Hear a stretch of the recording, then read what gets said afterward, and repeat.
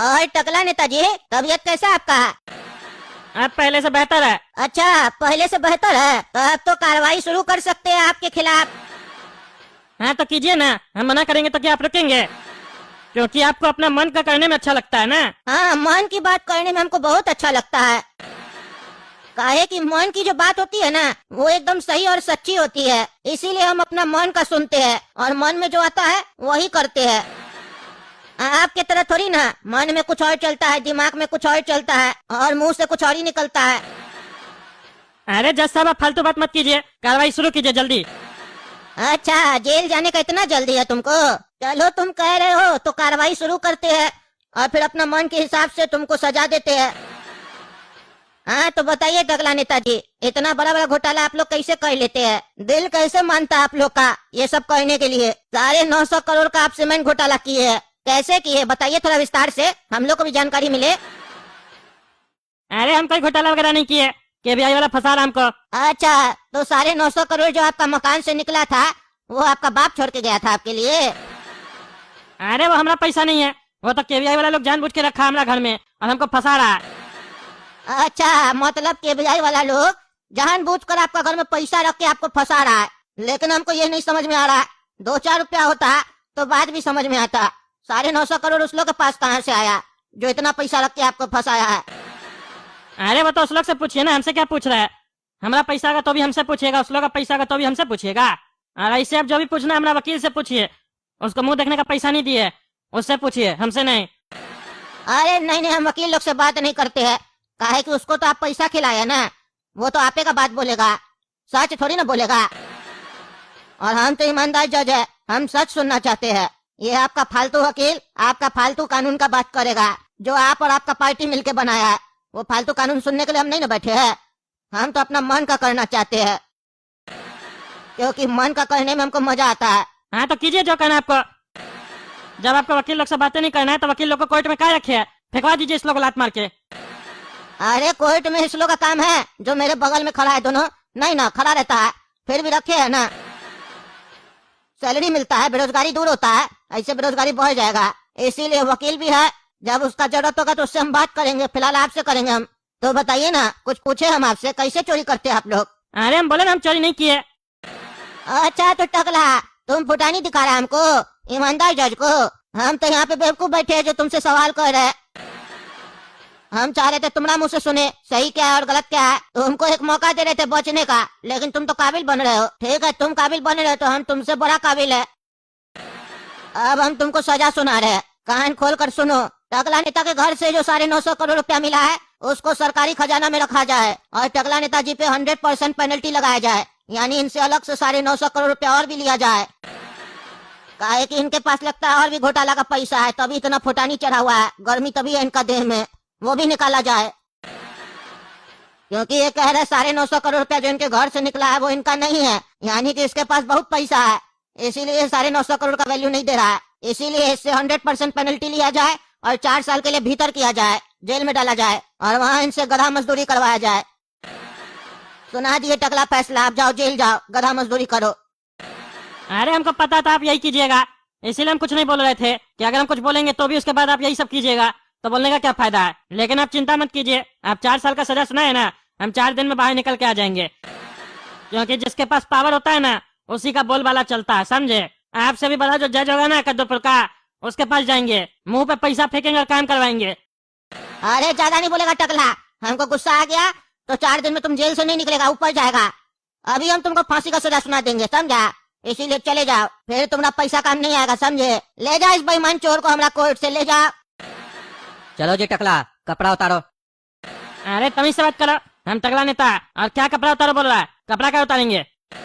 चुप रहो रे टकला, तुम जेल में घूमने नहीं आए, समझा। तुम यहाँ कैदी बनकर आए हो तो कैदी का ही वर्दी पहनोगे, समझे, अपना ड्रेस नहीं। चलो उतारो कपड़ा, और अब से अपना नाम भी भूल जाओ, समझे। काहे कि अब यहाँ पर तुम नंबर से जाने जाओगे, कैदी नंबर से।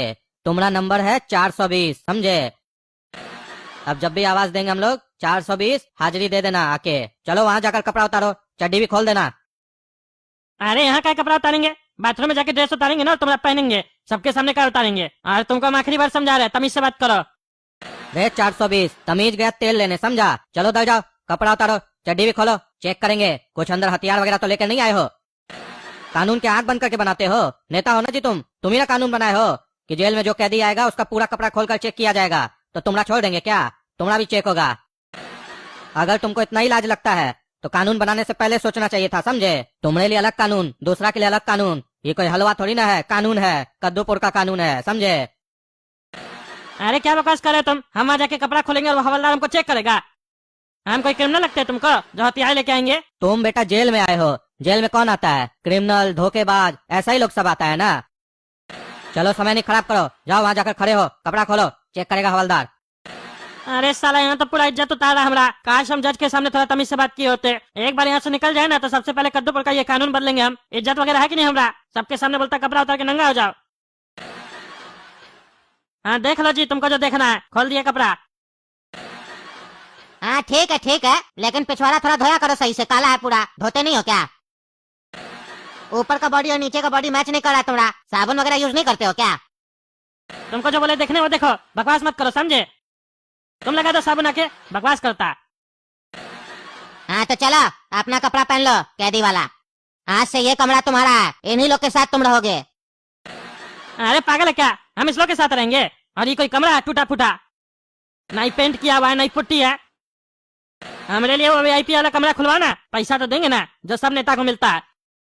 बाहर न्यूज में तो दिखाते हो भले नेता लोग के लिए कि जेल में वैसे रहता है, अंदर में तो तुम लोग देते हो ना पर्सनल कमरा, पलंग, AC, फ्रिज, जिम, डिस्को, सब कुछ देते हो। वो वाला रूम दो, हम भी पैसा देंगे।